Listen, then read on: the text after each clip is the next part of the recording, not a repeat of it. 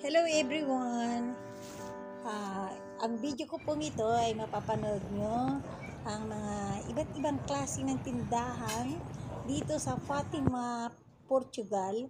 Yung mga nabibili pong mga souvenirs dito sa simbahan at dito po sa palibot ng katedral.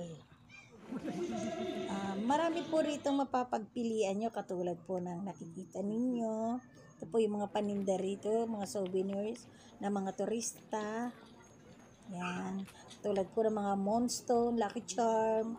Katulad po ng mga Saint Benedict, Bug Charm. Mga silver, protective, yung mga kitchenwares. At saka yung mga gift wallet. And Bohemian Style, Racing Blue, Evil Eye, yung po mga souvenirs natin sa pag-rosary.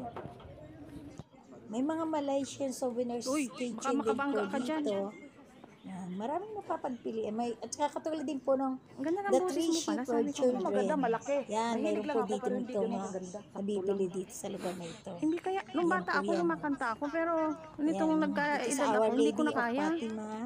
Mga medal ni Fatima, mga religious kitchen. Yan po yung mga mabibiling souvenirs dito sa palibot po nitong anong tawag dito? Itong simbahan dito sa Fatima, Portugal. Thank you for watching. Hope you enjoy Our Lady of Fatima dito sa Portugal.